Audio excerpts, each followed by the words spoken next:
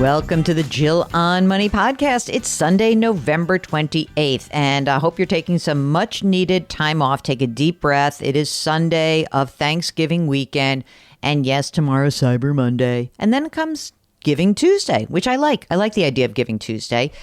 Today, we are here to answer your financial questions, and we are going to do that every single day for the rest of the year and for as long as we can, because we love doing what we do. So if you have a financial question, just go to JillOnMoney.com and click the contact button.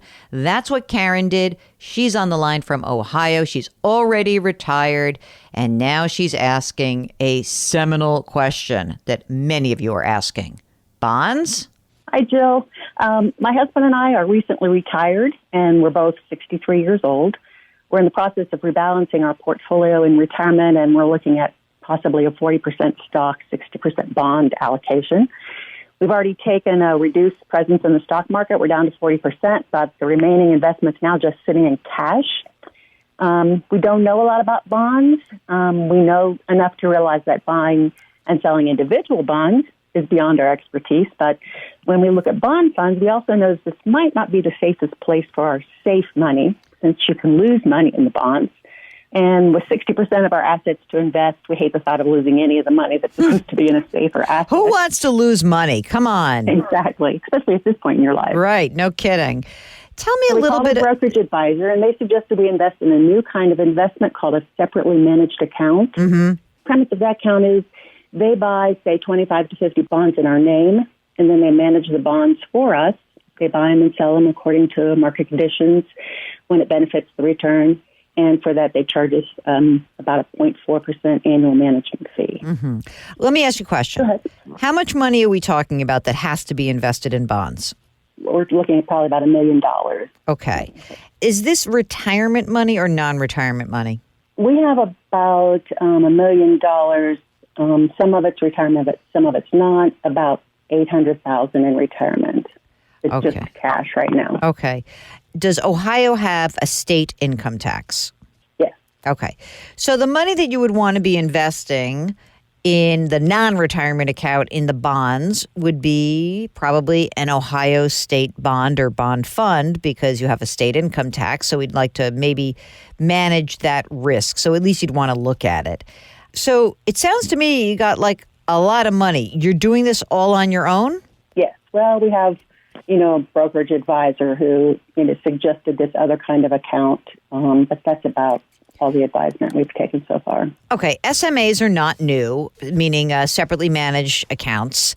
I don't think you got to do that, because at the end of the day, bonds are actually not that hard, and that just seems to me a way to actually get you to pay for something you don't need. So especially for the retirement money, you know what? You could just use a bond fund and not worry too much about it. And maybe it's a intermediate term bond fund. But if you use a bond index fund, you're going to end up, instead of paying 0.4%, you're going to pay 0.1%.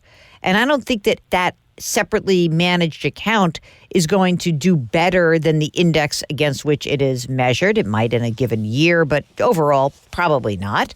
And if you want somebody to really take a good, long, hard look at this, then you're into maybe trying to get an opinion about where all the money stands. But, it's weird.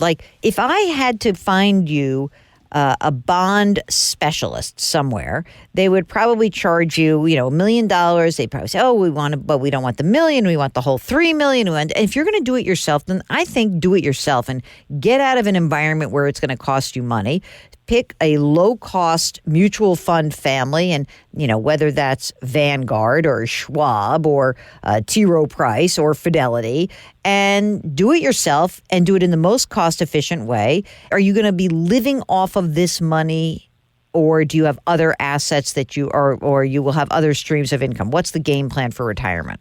We have other streams of income. We won't be living off of it. We don't probably plan on tapping into our 401ks. Then I wouldn't worry about this. I'd go ahead and buy some bond funds and bond index funds.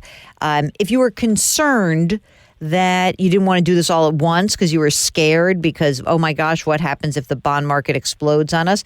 That could happen, but you're talking about a very long time horizon. We're talking about 30 years probably you're going to have these positions. And I don't see any downside to you doing this yourself. It sounds like you're pretty comfortable with it. You'll learn about the bond market. It's going to be very exciting to you. It moves like a tick at a time.